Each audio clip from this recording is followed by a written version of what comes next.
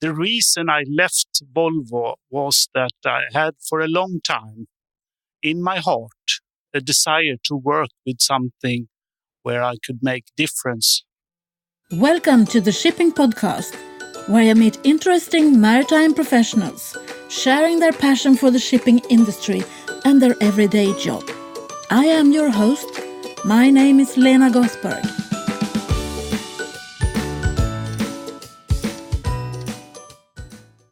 Hello, Shipping Podcast listeners.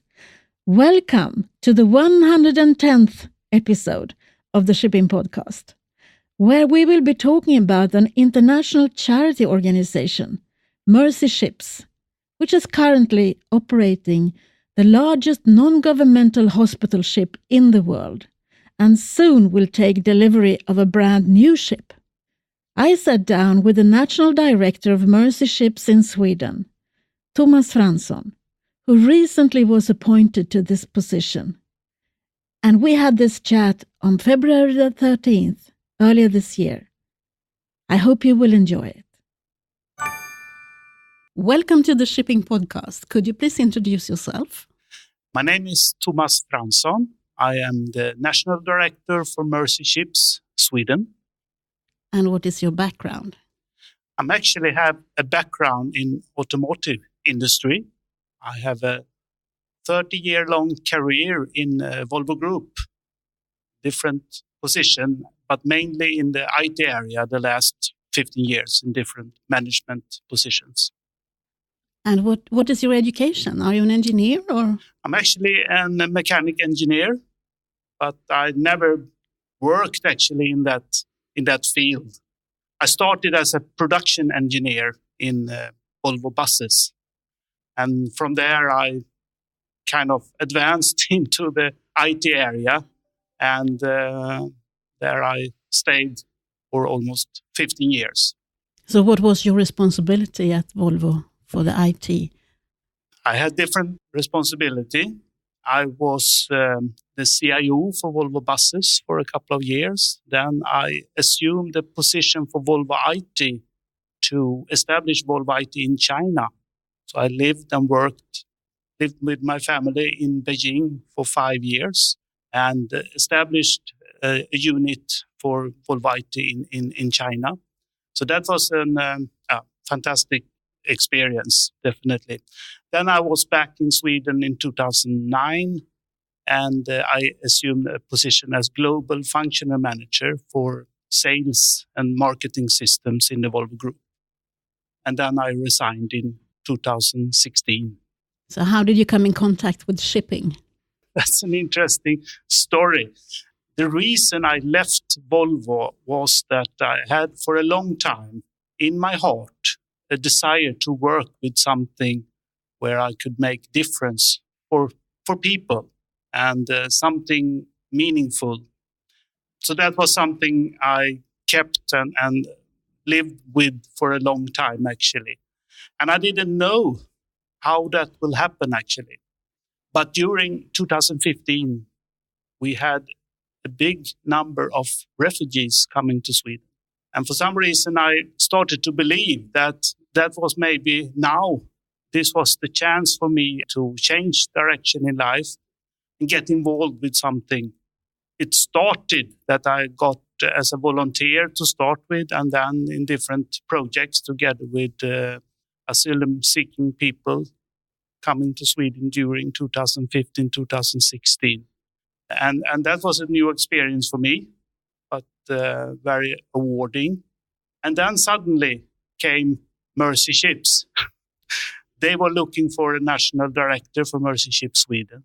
And I had a long experience working in an international environment, and that was something I wanted. Then I applied, and finally I ended up in this position from in 1st of January 2017. So what do you do in your everyday job now? It's a small team, Mercy Ships in Sweden. My main responsibility is, of course, to raise funding, raise money for our cause, for our work, but also to recruit volunteers, because Mercy ships use volunteers on their ships. Crew staff are all volunteers. So that's also another part of my job. And fundraising we do in different ways. Of course, we do a lot of fundraising with private donors, but also working with companies and corporations. And there we have a very strong connection to the shipping industry, since we have a hospital on a ship, and we have got a very good response from shipping companies. They see immediately the connection. Even Stena Line, they talk about the perfect match, the partnership we have with Stena Line, for instance. So there is a very strong connection to the whole industry with our organization. And that's where we work a lot. And that's why we work also a lot with the different maritime and shipping companies and doing different kind of partnerships. Mercy Ships is a global organization, isn't it? Yes, it is. So it started already 40 years ago. And we have our head office is placed in US, in Texas. And we have 16 different market offices, and Sweden is one of them. So it's a global organization. On our ships, we today have between 40 and 50 different nationalities during 1 year. It's a very international environment. So, and that is very exciting, I think. So how many ships are there? Today we only have one, and it's called the Africa Mercy. But in 2 years, we will have two. And that is also very exciting to be part of this journey towards building a new ship, growing in this way. So where is Africa Mercy right now? Africa Mercy is in Guinea. We mainly work with the West Africa nations, and Africa Mercy, our ship, stays in each nation about 10 months. So it's not an emergency mission.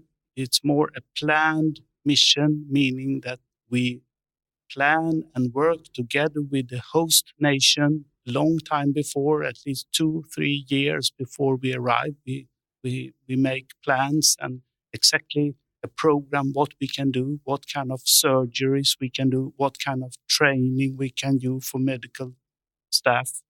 And then we stay for 10 months. And then there are also some work after we have left to follow up the different programs. So what kind of surgeries can you do on board a ship? We can do very advanced surgeries. What you find in many of these nations, with a lot of people living on very, very poor people, and there are conditions that we normally don't see in a rich nation, in a rich country. So there can be tumors that is not something life-threatening in itself, but small tumors that grow year by year into something that can be life-threatening. Because certainly if you have a tumor in your mouth or neck or something, it can be a reason why you will die. And these kind of tumors we can remove. We need to rebuild almost part of the face. Very advanced surgeries. Then we do orthopedic surgeries as well. And there can be conditions that we fix, like club foot. In Sweden, you fix that for a small baby when very easy. It's not difficult and it can be done. But if you don't have access to medical and doctors, then these kids can wait for a long time. And these kind of surgeries we can do. And if other kind of orthopedic surgeries. And then we also do eye surgeries like cataract, grown-up people that has lost their sight because they don't have access to, and they don't have money to pay for a surgery. And they lose their sight totally. They are blind. And they can get their sight back. So we have about up to 10 different kind of surgeries and programs during each field service. And is all of the medical staff there voluntarily? Are they working for free or is it paid work? No, everyone on our hospital ship is working for free. They are all volunteers. So this is something unique.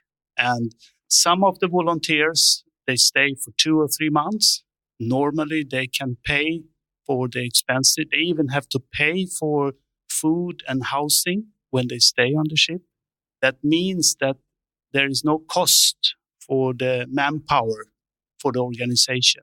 So these volunteers, maybe they pay from their own wallet. Maybe they ask families, friends, their church, some organization they belong to help them, and they raise money themselves. So there are different ways.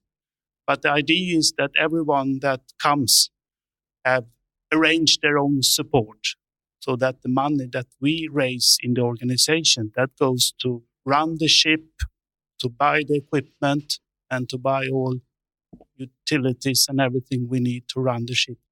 And now you're waiting for a new hospital ship. Yes. So I understand that has been a process. And you have laid the keel, I think, in China. Yeah. Could you take us through the process up to where we are now? Yeah, it's been a process for quite many years. And it had an interesting start, I think, that Mercy Ships were looking for a way to build a new ship. But they found out that the cost will be enormous. It would be a very big risk, and how to do this. And then they come in contact with Stena and with Stena Roro. They got some proposals to rebuild something maybe first, but then finally, I think it was Stena Roro who came with a suggestion, actually. We could build it in China. The cost will be lower, but you need a very competent project manager. And there was Stena Roro offering their services. So it was an interesting journey. And I think also from the very start, Stena and the owner and the CEO, he was also aware of that this will be something that maybe my staff will be very engaged in. So there was a little bit an hesitation also to take this on, because it's very engaging to understand and working with such an organization. So, but finally they signed the contract, and this was, I don't know exactly the exact year, but it's like 7-8 years ago. And then they started the process with design and together with Stena Roro, and we have some people from the Mercy Ships operation, of course, as well, working together. And then, of course, we have the process, building the building process in China. There have been some hurdles along the way, of course. This is quite new to build that kind of passenger ship in this size. Is not what I understand is something that there is a lot of experience from this shipyard and not even from China. So there has been, it has taken some extra time, but now we are on the way. It's all on its way, and it's fascinating to see and follow now. So hopefully we will have it in operation here. Within 2 years, it will be in operation in Africa, the second ship and the new ship. So what will be her name? Global Mercy. But the intention is that we will continue to be focused on Africa. What we see is that is the area who has the biggest need for many years. And we have a lot of collaboration with several nations that are waiting and wanting us to come. And sometimes we make visits on a regular basis, maybe every 6-7 years.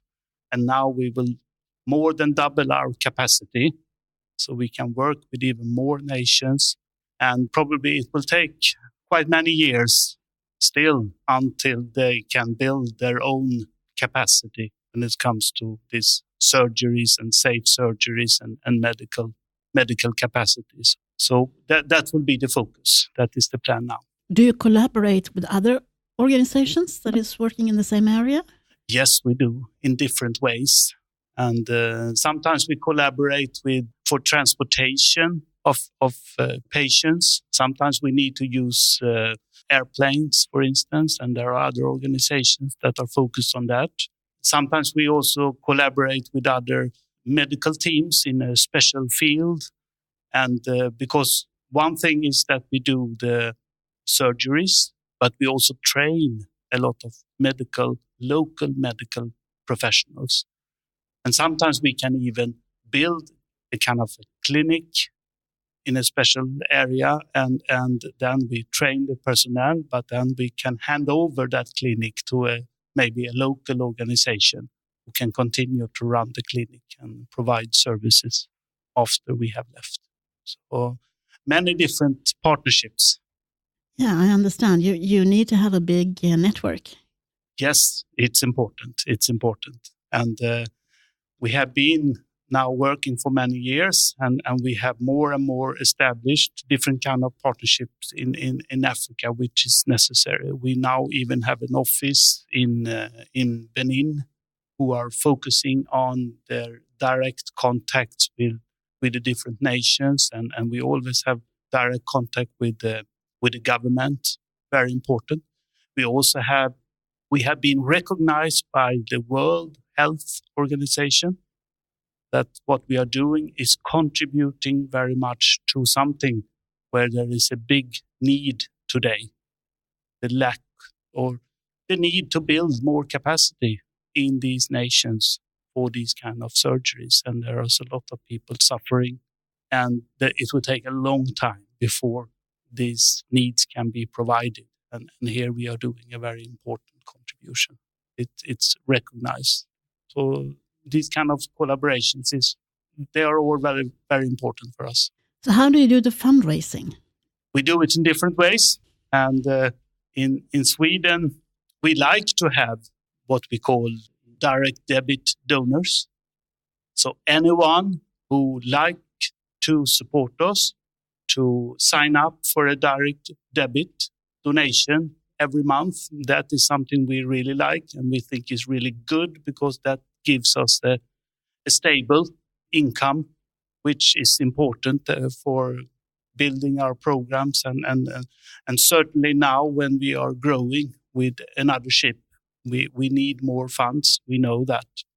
So that is one way. Then we do different kind of events. Every year we have what we call a donor dinner. Mainly we reach out to corporations maybe and different, but also to private persons and families who wants to be part of that. Something that you can do as a private person also is you can follow us on Facebook, and then you can create your own fundraising. If you have a birthday, many people feel today, I think I have everything. I don't need any stuff. Maybe I can do something for something good instead.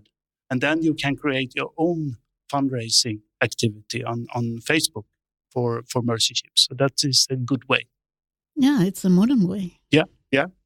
And then we also have like the collaboration and partnership we have with Stena Line, which is also part of the Stena Group. And they have made what they called a roundup campaign.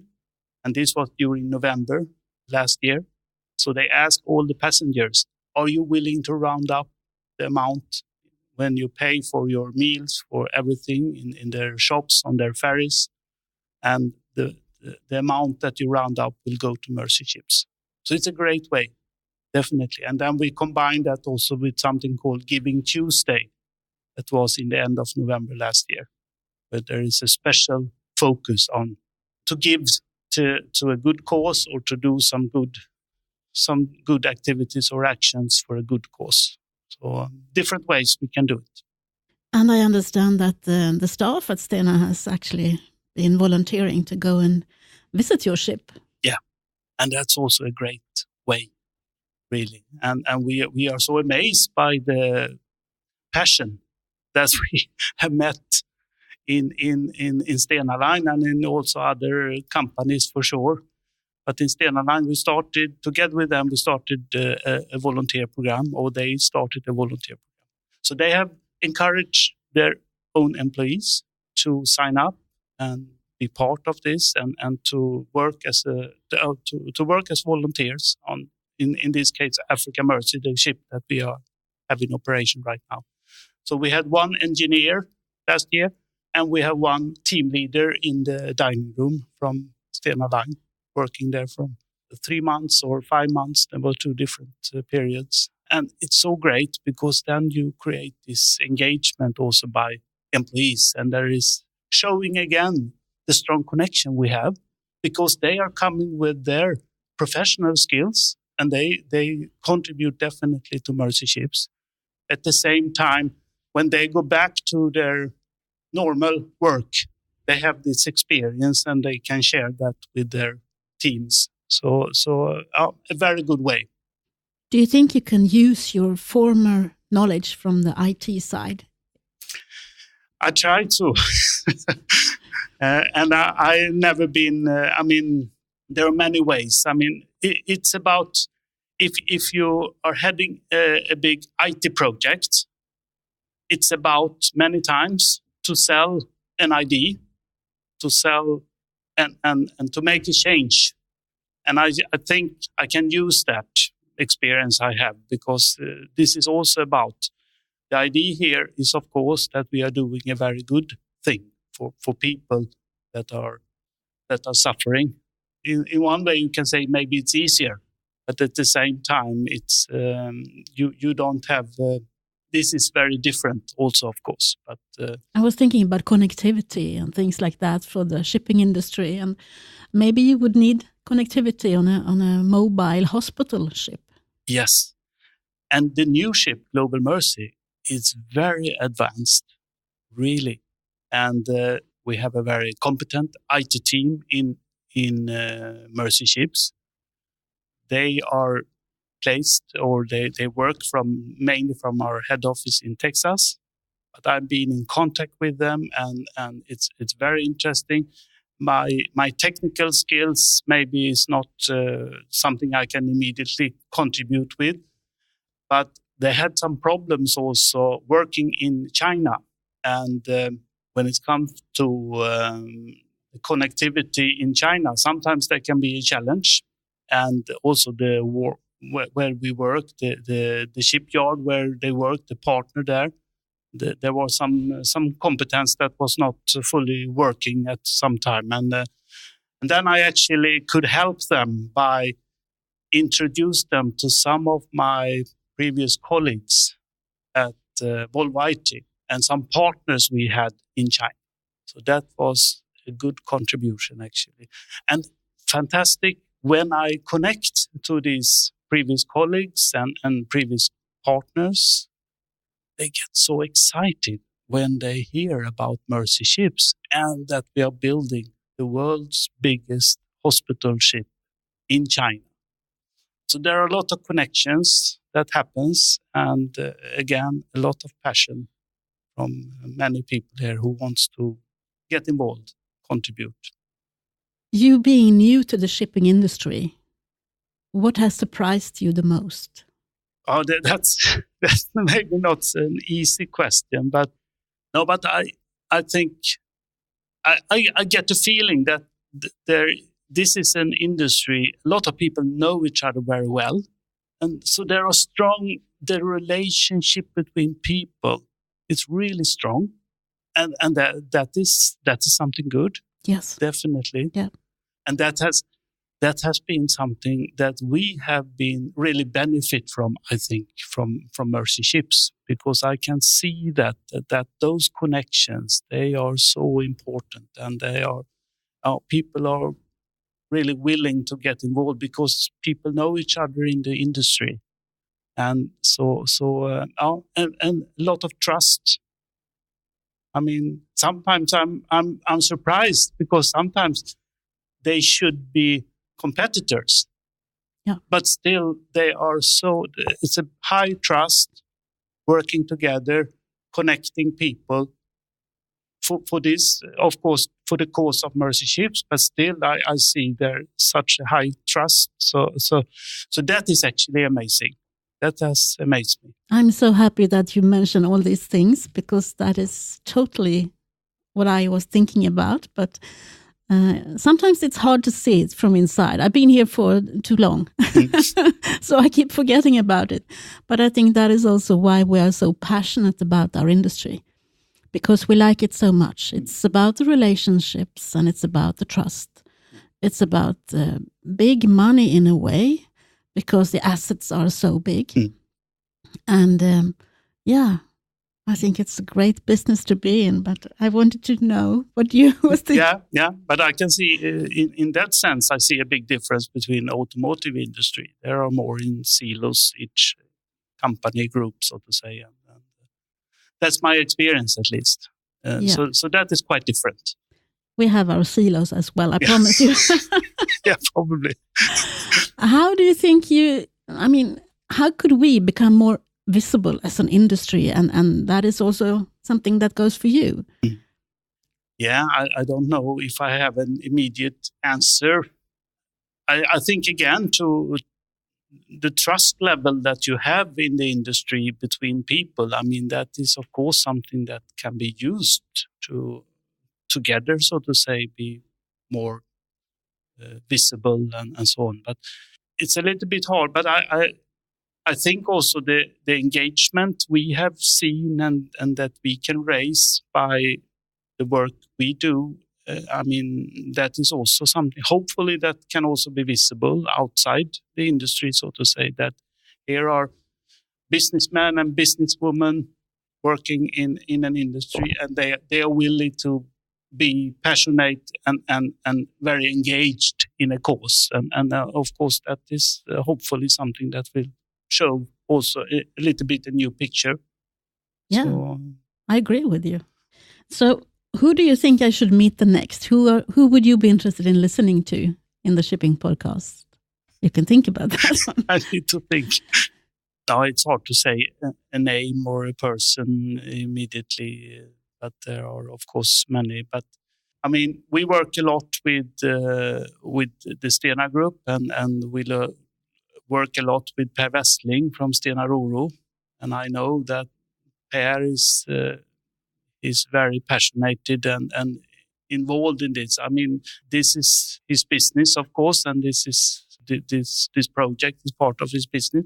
But I know also that his personal side is also engaged in being part of this, building this new ship or mercy ships. So I think Per is interesting to listen to, definitely, and to meet.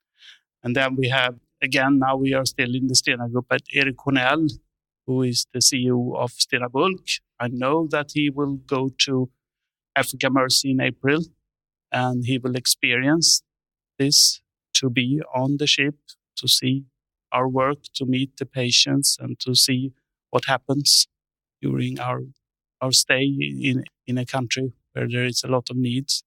So I think that will be an interesting experience for him, and I'm sure it's interesting to listen to his experience. Per Westling, he was also in the Africa Mercy some years back. And it makes a difference when you have seen it live and then experienced our work. I'm sure it's very interesting to have that experience. And then, of course, to see the connection to the business, to the industry as well. Yeah, okay. I will try and sit down with Per and Erik. Yeah. And then we also have a very good partner in Gotlandsbolaget, Gotland Rederi, Ami Åström. And I also know that she is very passionate about mercy ships. So that is also very interesting. Ami is an interesting person to listen to anyhow, as well. Yeah, so I'm sure. I will see what I can do. Thank you very much for taking the time to speak to me. You're welcome. And best of luck. Thank you, Tomas. And welcome to the shipping world. After having spoken to Tomas, I decided to go and see Stena Roro and ask a little bit more about the ship that is currently being built as Global Mercy. You will hear more about that in the next episode. I think it's so significant that Tomas has already picked up on the factors that are important in our industry, namely trust and relationships. I could never have done this podcast without that. Trust and relationships. Add to that the power of networking, which I think I master. And then the new thing of sharing knowledge. I think this is an exciting time to be in the maritime industry. And I promise you, even more knowledge in the upcoming episodes. I have met some really great people. You don't want to miss to listen to them. And this week, I'm taking my microphone to London and the IMO headquarters to see if I can catch some more interesting people for you to listen to. So with this, I'm leaving you and loving you. From me to you, over and out. Thank you for listening to the Shipping Podcast. Don't forget to tell everyone that you meet that there is a shipping podcast available and that they should download it and listen to the maritime professionals who are sharing their passion for the shipping industry.